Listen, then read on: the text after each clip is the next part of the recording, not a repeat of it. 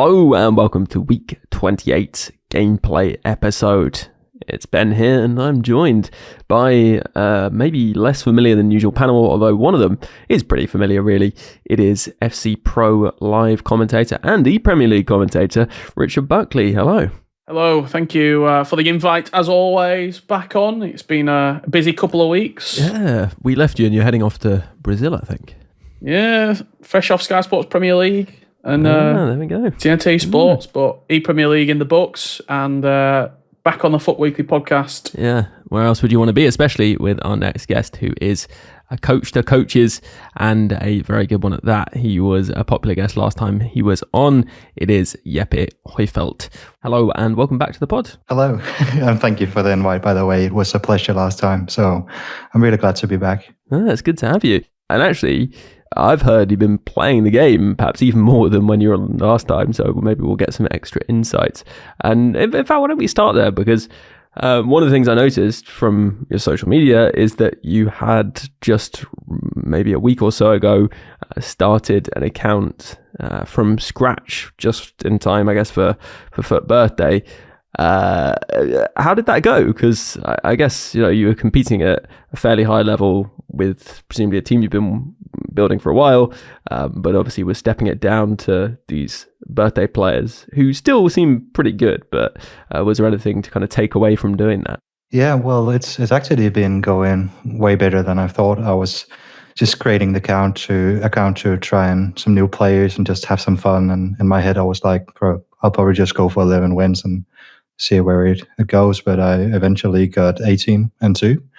So on your first weekend with the team as well? Yeah, it was 3 days old at that time. I don't really know what happened because usually I struggle a bit, especially hitting the higher ranks. But I guess it helps to have fun. And then I had a different approach to this new account.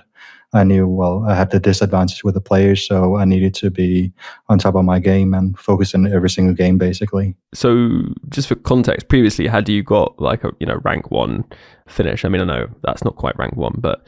I guess it depends on how you look at it, because I've always been an okay player, a decent player. Usually I hit around the 14-6 wins with not too much stress, or it was actually all right because I could easily get the 11s, and 14 was okay too, just by chilling a bit. But when I created the account, I played a weekend league on my main account the week before and got 18-2 as well there, which was my best result this year.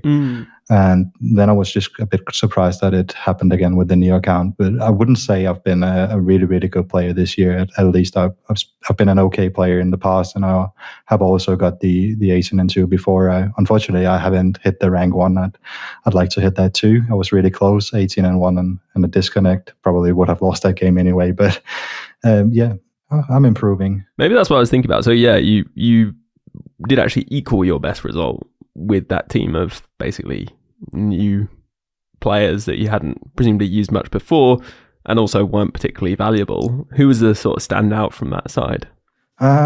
Should I be honest here? Or, well, the honest answer is probably 𝘵𝗍𝗍, the big man, and also Alexander Sørloth here, just for the jumping and the crosses. But actually, I think the standout player, apart from these guys, because I scored a lot of crosses and corner kicks with them, the standout player was probably Milinkovic-Savic, is the one I was most surprised with. Yeah, he was really, really good. I've been using him for like a week or so now. So when talking about those two players, and also, I mean, SMS is pretty big himself, are there particular things that you're doing to get the most out of their aerial effectiveness? I'm really focused on trying to create the best angle possible, and also the instructions is a big part. But mainly it's just about, for me, creating at least 2 opportunities in each attack, because if I'm going to cross it every single time, then eventually the opponent will start to read it. So what I like to do is use the player lock, both the player lock and the player lock fake, or as a bait.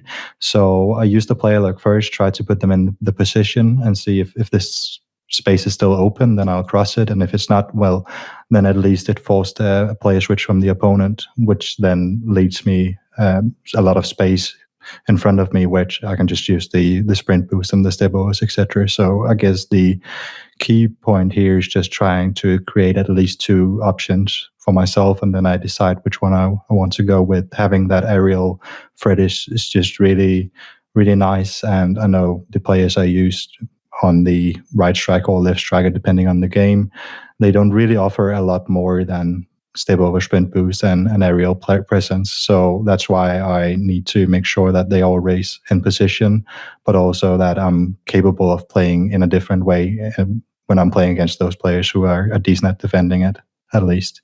So you said instructions. Did you mean sort of specific instructions on players? Yeah, what I do is I have the 4-3-2-1 tactic, and then I have my striker who has the aerial presence on stay forward, so I make sure that he's always in position.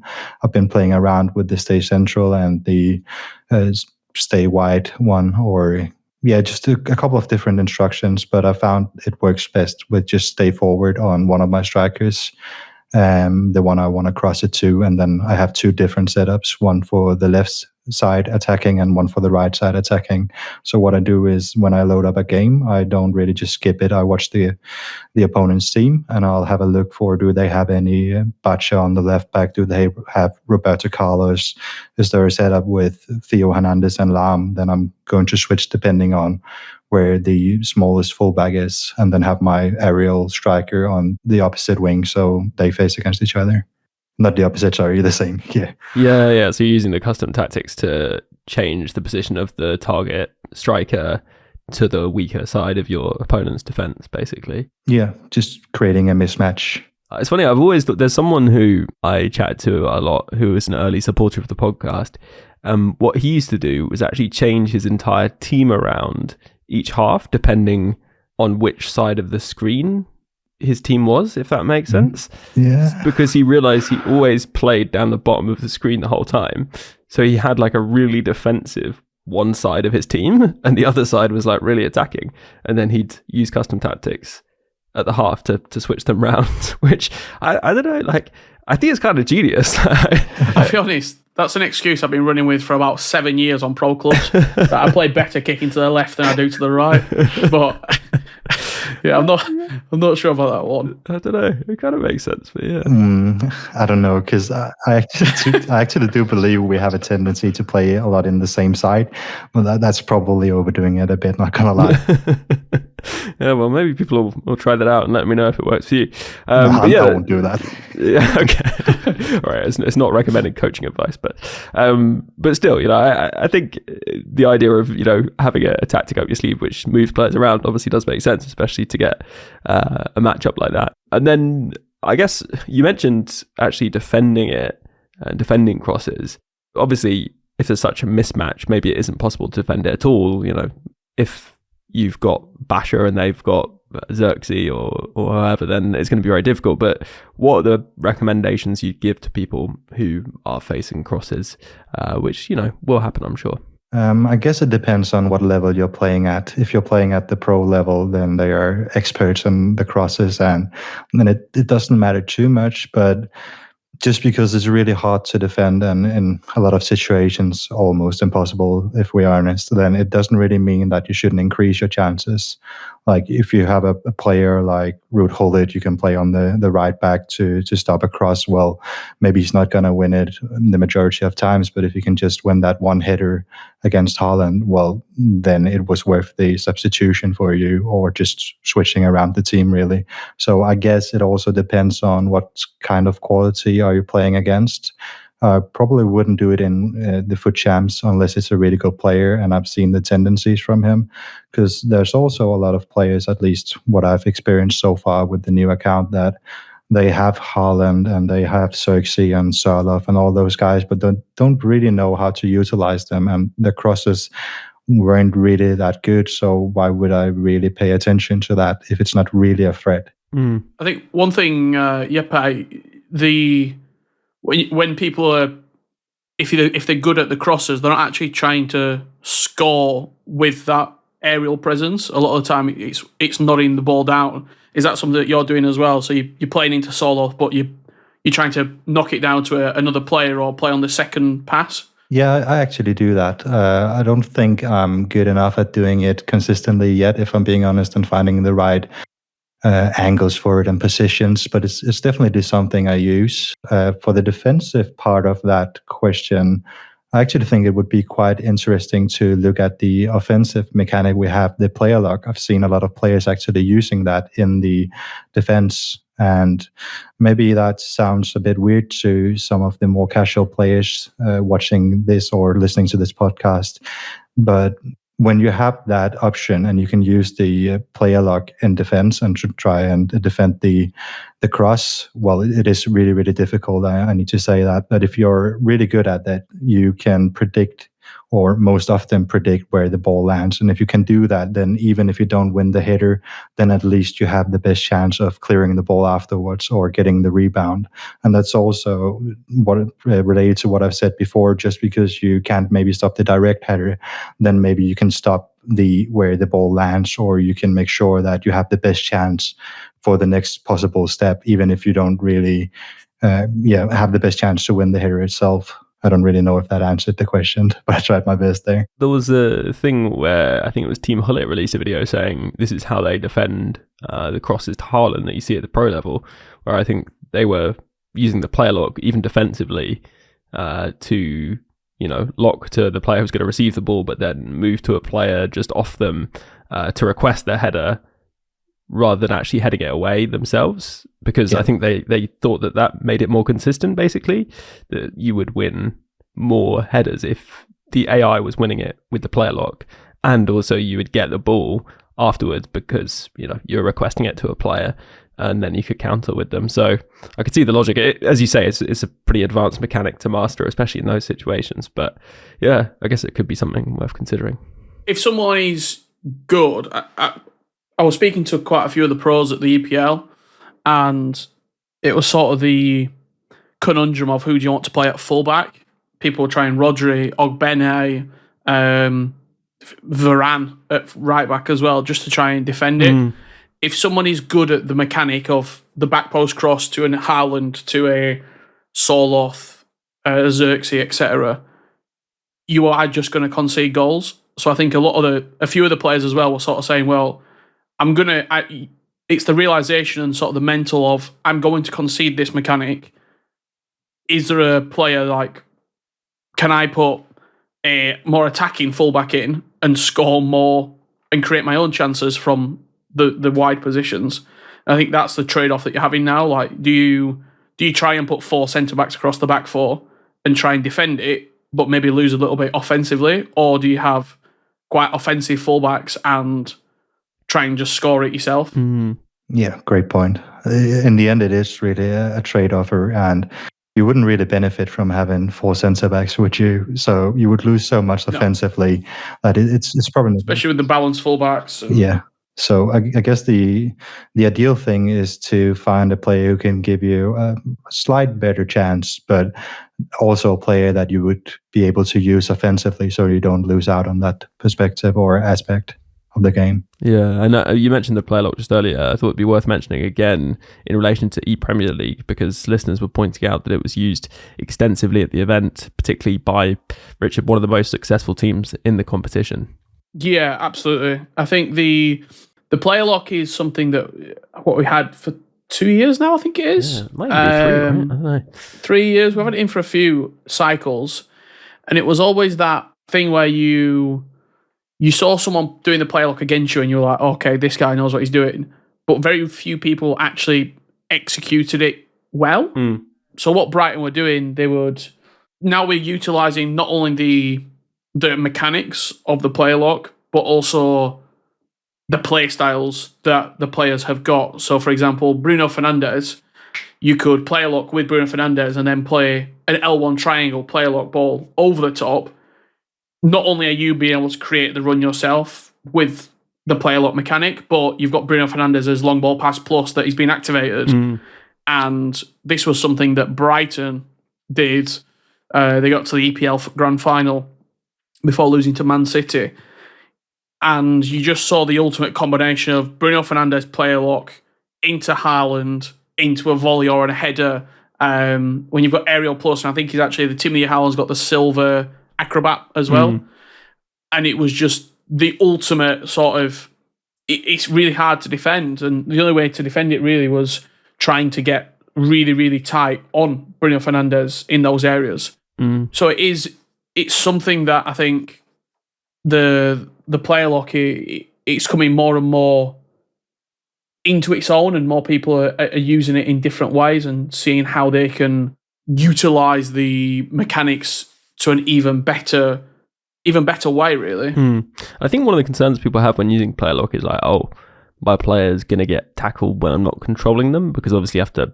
People panic a Yeah, lot. people are worried that the player who's on the ball is going to get tackled while you're using another player. But actually, it's funny how that often doesn't really happen. I mean, people will just get quite confused by the fact you player locks a lot of the time and then not really know what to do. So actually, if you can just even give yourself a few seconds and not worry about it, and just maybe player lock when you first start using it to someone very close, and just take a second or two for that player to have the ball for a bit and then request the pass, and just kind of ramp it up from there. And that's tended to be how I've done it. Just work it in when you're not going to be under a lot of pressure, and when it's safe to do that, because actually it's not an inefficient way to just pass the ball around, right? You could theoretically just go around player locking to your next pass receiver the whole time, like if you wanted to, and actually I'm sure that'd throw your opponent off a lot. It's quite a good way of holding possession actually if you're being pressed. So yeah, I think there's probably ways people can start to incorporate it into their game, and it's a really satisfying mechanic as well. I think we talked about this before, but like being able to make runs yourself is something that feels really satisfying. It's a bit like pro clubs actually, because you get to make your own runs in that mode. It's not something you can really do apart from through player lock. And also I'm right in thinking, Richard, that it seems like the pass from the player you're not controlling always seems better. It's better, isn't it? Yeah. And that's one of the reasons I think with the using it to defend headers thing, that people are talking about it being more effective, because actions while player locked seem more effective. So yeah, it's a good little tip. We'll take a break, and there'll be plenty more tips after this.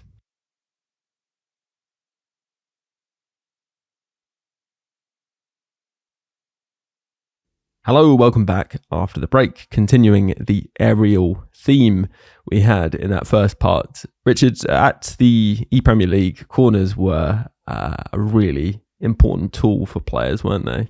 Yeah, I mean, corners were just incredible, really, when you look at probably the success rate that corners were having. I would genuinely say maybe a 50-50. 50% of the time, corners were resulting in goals. And a lot of that is just down to Haaland. Like, there's nobody really who can compete in the air. I was speaking to 𝘵𝘂𝘀, who obviously a great player, still competing now, and he was working on the broadcast team. And he said the only way he's been preparing for the Portuguese league, he's playing in it this year. He was saying the only way that he's found a little bit of success was by turning the aerial balls, when it locks onto which player, etc. I think it was loose balls. He had it on completely manual.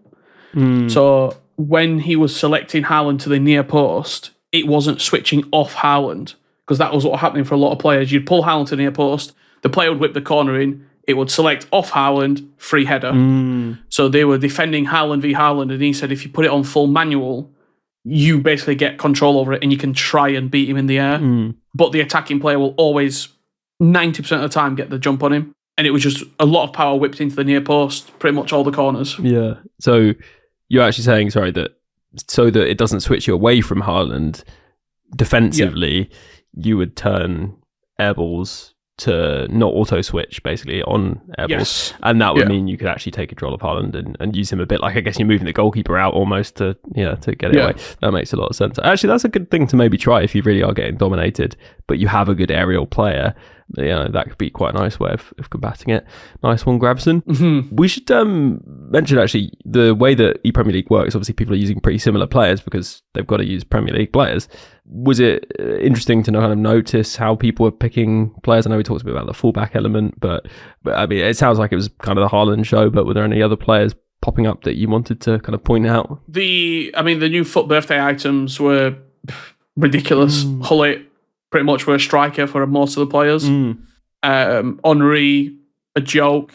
I think It was interesting which version of Henry people were going for. Tex was actually using the weak foot version instead of the skill move one. Oh, okay, yeah. Cole Palmer was really good. The best version of Palmer. But there wasn't too many sort of out there shouts. I think the team sort of picked itself for the majority. Who are people using in goal? Quite a few Allisons, couple of Van der Sars, couple of Czechs. And then, Happy, any final questions just on Premier League before we move on? Well, there's one question that's been on my mind for quite a long year. We have obviously been talking about the corners. So, Richard, I want to ask you, what do you think of the final goal? That was quite a controversial one. I think it's a great goal. It was just such a tough situation. Obviously, you don't want to see a winning goal like that. Like, for context, the keeper spills it, right? So it feels like the keeper should have it. So the keeper saves it. It bounces up into the air, and then I think it's Cole Palmer and Van Dijk. It just doesn't lock onto either of them. They basically run into each other. Haaland gets an empty goal to win the game. 111th minute. It's just it's a terrible way to win and to lose, if that makes sense. Like, because that's what people's going to remember the game for. But if you're Brighton as well, what else can you do? Like, you've not really done anything wrong. So yeah, if you've got 30 seconds, I'm sure you'll be able to find it on social media, that winning goal, and see what you think for yourself. Yeah, I mean, I think the corner before there was a green timed header which hit the bar or something, so the pressure was definitely on, but a shame to see it end like that. Now, the 4-3-2-1 dominated, as you'd expect, at that tournament, and Happy, I know that's the tactic that you've been playing, same as a lot of people. Having played it and had a lot of success with it, do you think that it needs a patch? Do you think it's too effective? Because that's definitely the sentiment I hear from a lot of people. Is it too strong? I think that's a bit of a difficult question, because if you set up the instructions correct, you can defend in a 4-4-2, and it always gives you that extra pass in the midfield, which is really nice. And maybe the formation does a bit in terms of creating movement that you wouldn't be able to as a casual player with a 4-4-2, for example. But it also seems like a lot of people think that just because you have that formation, you're able to do really well. Yeah, certainly in some situation, it does give you an advantage. But on the other hand, you could probably go through every single formation and find some way to make it work. We have in the past, we had the 5-4-1, the 3-5-2. I've seen some variations of the 4-4-1-1. And etc. So whatever formation you're using, you probably would be able to make it overpowered somehow, because the 4-3-2-1 has existed for such a long time. It's been in the years for ages, and I wouldn't maybe say recently, but it's not been a formation that people used for years, at least at the top level, or it wasn't as common as it is now. So it's just a matter of someone finding a way to make it work perfectly for them, at least. And then for a lot of players, it seems to be a really great fit. So I guess that answers the question, that it's a really solid formation, and I do recommend it. But it's at the same time, you need to understand, why do you play it? What is it that makes this formation really, really good, and what does it really offer you? I think, Richard, it would have been very strong maybe last cycle and cycle before, but because you could play 5 and 3 at the back at pro level, it was kind of superseded by those tactics instead, and so there wasn't so much focus on it. Because I think you were saying that whenever you come up against a 4-3-2-1, you actually switch to a 5-4-1 to counter it. Well, I just think the 5, you're talking about sort of formations that weren't very, I don't even know what the word, fair. Like the 5 back formations, I think, in my opinion, were much, much stronger than the 4-3-2-1s, even still. Agree.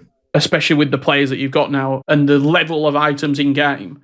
You can cover so much ground, you can get back so quickly, that a lot of the time, if you are playing a 5 or a back 5 or a back 3, you're defending a sort of a 7 or an 8. Like, there's so many bodies in the way. So it's a real. The 4-3-2-1 it's a formation that there are pros that play different formations, and I think they have varied success. but it's the reason it's played so much is it's at that level, at that pro level, you don't have any excuses. So everyone's going to play a very similar way. And I mean, that just is the go-to formation. Yeah. I mean, even I think you see how strong it is as a formation when Anders, who has always been a 4-4-2 player, switched to the 4-3-2-1, and now that's his sort of go-to. Yeah. I do slightly disagree with 𝘧𝗵𝗡 that with any tactic, with the right instructions, you can kind of make it as effective. I do think there is like a specific movement that the centre forward does as it joins the attack. That combination of the front three that emerges from the 4-4-2, which is uniquely breaking defensive kind of lines in a way that, yeah, you can probably do it through kind of triggering runs and all that kind of stuff. But I think it makes it quite straightforward to break down the defense to some extent. It's not completely easy, but it makes it a lot easier when you play that tactic. Yeah, it makes sense 100%. And it is obvious that it's probably the better formation right now because everyone's playing it at the top level. But also something we need to have in mind there is the reason why it's so effective is because everyone else is playing 4-3-2-1. We don't have the five at the back. We don't have the 3 at the back. So you are really forced to just play the same to survive at the top level. You can't really play a 4-4-2, or a few selected people can, but they have preferred to just switch the formation. So again, I think it's a matter of, do you use it at the top tier level or do you use it just in FUT champs? Because I think that's quite a big difference. I'd say it helps you a lot at the top tier level because you're simply forced to play it if you really want the most out of it and you want to have the biggest chance to win. But I don't think you could say against casual players that it makes that big of a difference. Maybe it gives you an advantage here and there, but also in FUT champs, the 5 at the back is, for example, not banned. So you could counter it there. You can't really do that at the top level because you have less formations to pick from. So it also depends on the dynamic of the formations and what are you playing, what are the opponent playing, and how did they set up the 4-3-2-1.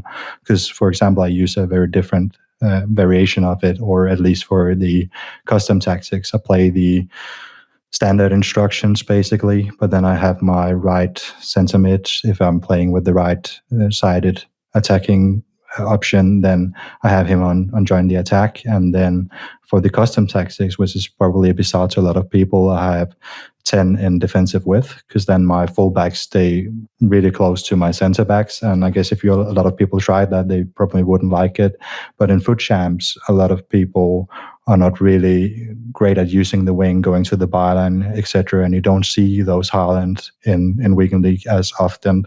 So it works there because a lot of people will then switch the play and then slow down the tempo. And then by the time they reach the center backs or try to create a 1v1, I would already be standing there, but that would never work at the top tier level because then they would just add some tempo on the wings and then I would be forced to move my players out of position anyway. Yeah, that's interesting actually. I never thought about the fact that, someone switching the play, if you're playing narrow and you're just going to accept that you can hold that space, is actually, fine. Just let them have that because you can get set, you can get nice and defensively compact. It makes sense. Anyway, we'll take a break. We're going to come back to answer a few of the listener gameplay questions in just a moment.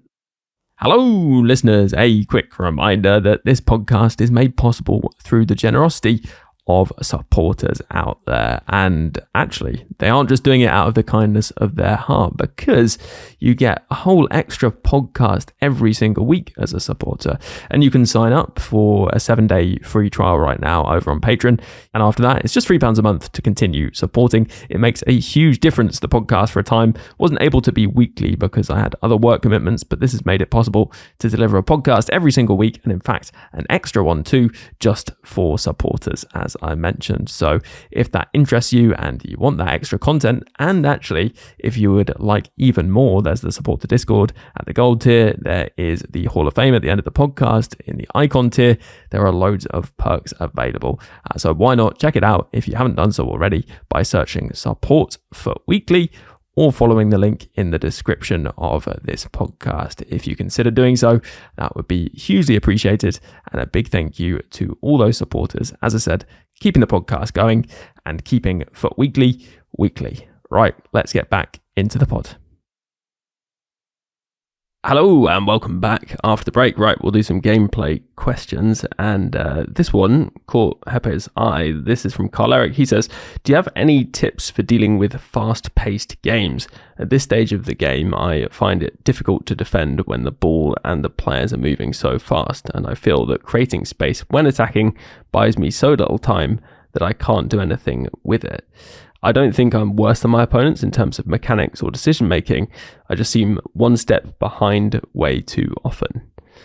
It's an interesting one. It's kind of plays into the psychology, I guess, or kind of game management, maybe to some extent. I don't know. What advice would you have for 𝘧𝘪𝘬𝘀𝘀 here, Ҳеpe? I think, well, I can't really comment on the mechanical part as I don't know him as a player, but what kind of caught my attention for this question is, in my opinion, there's a bit of a conflict between you not feeling worse in terms of the decision making, and then yet you're still one step behind way too often. That kind of tells me that maybe you're able to do the correct decision or make the right decision when you're not really under pressure, which is also related to the question here. But then once it gets more fast-paced games and you're under stress, you have to make a decision really fast, then maybe you don't really read the game that well. And you, in my opinion, and correct me if I'm wrong here, but I do believe there's a difference between reading the game and then decision making, if we look at it isolated. So you can read the game but not make the right decision, and you can also make a good decision, which is probably not the one you would benefit most from in the broader perspective. So here I would look into the basic principle of risk versus reward, and that's especially for the decision making part. So just because you can get an interception or you can win the ball up high doesn't necessarily mean you should make that decision. It might be good for you to do it and you might benefit from it, but if you then miss the tackle and you just risk a counter attack against you, then that's not really worth it. So I would probably go and analyze my own game if I was in your position, and then look, is it decision making, or is it the way you anticipate and read the game, or is it a mixture of both? Because it is a conflict in my mind, and I do believe that it can't be either of them without being a bit of both. And so I guess the decision making is also something you would have to look at solely in different areas of the game. For the defending part, for the attacking part, do you rush out with your center backs? Do you get tunnel vision when you defend? And stuff like that in general. And I would suggest you focus a lot of your timing rather than the decisions. And if you sense that maybe I won't intercept the ball here, then have a look at what can you do for the next best step. So instead of always thinking what's the best step here, as of course if you can follow the pace of the game and you're quick and sharp in decision making and reading the game, then that's obviously what you want to do. But for some players with, I'm not saying you have lower reactions, but I do. So sometimes I have to compensate for lower reactions with anticipation and then make a quick decision.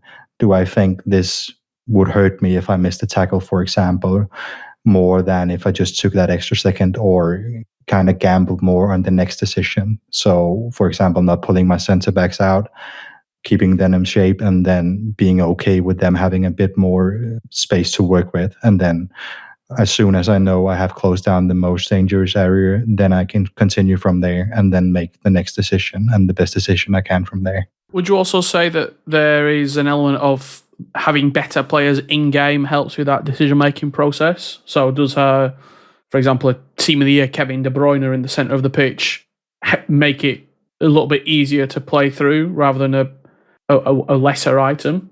Or is it just all personal rather than the actual in-game items? No, it's definitely not all personal. Because then if all the players could do the same job for you, then we wouldn't see such a big difference in the prices of the top tier cards. They definitely help. And everyone who's been playing with Van Dijk or playing against him in FUT Champs would know that he gives you that extra that maybe compensates a bit if you don't make the right decision. Then he can class shop and he can do a weird tackling animation or an AI block out of nowhere. So definitely your team would help with that. And it is just in general easier with a better team, which I also did notice when starting a new account. But depending on the team, the guy who asked the question I should think he should also look into what does the different players bring me. And for example, with a team of the year, Werner, you can make up for a bad decision. For example, a left stick dribbling, you can make up for that because he's really pacey, he's really agile, and you do have more time to make up for a bad decision with him than you would with a guy like 𝘵𝘃 or Sørloth or Haaland. Then once you've done that wrong move, then there's simply no way to get back from that. So definitely the team helps. Upgrading the team helps a lot. But I do also believe that a lot of players maybe does think that the players help them a bit more than they actually do. It's definitely an advantage. You do get some extra help here and there, especially for the defensive movement and the AI movement. But if you're not really good with the controller, then even if you have Haaland Team of the Year or you have Eusebio and stuff, I mean, if you don't know how to use them, then it doesn't really make as much of a difference as it should be. And that's also one thing that is really key, knowing your team, knowing the players, the strengths and the weaknesses. For example, I wouldn't, with Haaland, try to go for a lot of sprint runs in crowded areas, whereas with a guy like Werner and Eusebio, I would probably aim to get more into the crowded areas where I can use the left stick dribbling because I know they're agile. So the decision making can also be based on the players you got and the players the opponent has. Yeah, I was thinking maybe there's almost an argument though that when you have worse players like the team that you had, actually decisions are made for you, aren't they, to some extent, because you can't do so many things with those players because they're more limited. And if you're going to go into, say, this new cup where you've got a max of 88 overall, actually you might find that you improve your game somewhat because you're not trying to overcomplicate the decision-making element because you've got kind of straightforward decisions to make. I think that's something that I sometimes realise playing with worse players, that actually I'm playing better FC overall because I'm forced into keeping it more simple. So maybe that's something to consider as well. But actually, going back to the question on the fast-paced games, Richard, I'm guessing you're in games in champs and things which are very end-to-end, very fast-paced. Do you try and slow those games down, and do you have like techniques to do that? Is that something you want to do, or are you just happy to slog it out end-to-end? It all depends on if I think my opponent's better than me. Like, it's a very ego thing. If I think I'm better, I will happily play at a fast pace and fully believe that I will be able to beat someone. If I feel as though I'm a bit of a game and we're on a similar level, or I can feel like someone's probably a little bit better than me, that's when I'll start to maybe slow the game down, maybe take a pause, just sort of, not necessarily frustrate, but play through the moments of the game rather than just play on autopilot and just blast the game. The thing I will always say about the pace when we talk about like the decision making and the quick moments, going sort of back to the question where it was mechanically you feel like you're in the game and the opponent's not better, but maybe the decision making, it's not for everyone, and maybe not everyone can be able to do it. But playing clubs with a lot of people, say you're playing 7v7, 8v8, and you're getting pressed by 3 people, just having that experience of being able to move the ball quickly or know that you don't have a lot of time and working on sort of that side of the game, I think is really good. And I know it's helped me a lot playing 11v11 clubs and having the ability to be able to get pressed and still have the confidence to be able to move the ball and play how I want to play. Yeah, and the thing about pro clubs is that you can focus on only your movement and you don't really need to put too much attention to all the other players. Of course, you need to anticipate the game, but you don't have to do the player switches. There's a lot of stuff you don't have to do. So this way you can train the reading of the game, the movement, the simple passes, and overall it's just a really great way to get better at the game. And I for sure know a lot of pro players who come from the pro clubs community And well, a lot of those players are really, really skilled. They are technical because they have to make decisions fast. Otherwise, their team will lose the ball and they will lose a lot of games. So they're kind of forced into that fast-paced games. Yeah, I think just to wrap up this podcast, interested to ask this question from Cherry Drank, who, funnily enough, I know plays for weekly pro clubs. And he was asking, with a nod to 𝘵𝚎𝗱𝗫, and saying that when 𝘵𝚎𝗱𝗫 was around, people weren't too concerned about lots of people getting Messi, because actually, in the hands of the average player, he isn't especially phenomenal. What are some good examples, he says, of players right now that players from all skill levels should at least try out because they're so effective? These could be SBC players or players on the cheaper side under 100k that maybe get missed. An example might be a gold card that is very good but has since gotten much cheaper as the cycle has gone on. I know 𝘭𝘪𝘀𝗻𝘂 was someone that someone had mentioned as a pound for pound not so long ago, so she'd probably be quite a good example. But is there someone that you've used, Richard, you wanted to give a mention to here? I mean, the obvious answer just is Van Dijk. Like, he's just a joke. Even like still, he's really good. 𝘭𝘪𝘀𝗀 is pretty incredible. I'm trying to think who else. I think where I'm gonna lie. I'm gonna step into a little bit of a more recent promo, and I'm gonna go for 𝘬𝘯𝘰𝘸𝗔, the striker. Picked her up from a pack. She's about 45k. And I mean, we've talked a lot about sort of aerial crossing ability. She's not the tallest, but she's got aerial plus, she's got power shot plus, 5-star skill moves. When you look at the actual stats for a 40,000 coin item, it is a joke. So I think that's where I'm going to go. Yeah, and actually, for those who didn't catch the supporter content podcast this week, that was Richard's pound for pound nomination. Right, let's move over to you, 𝗵𝘳. Who would you go for as your player that people should really go and try?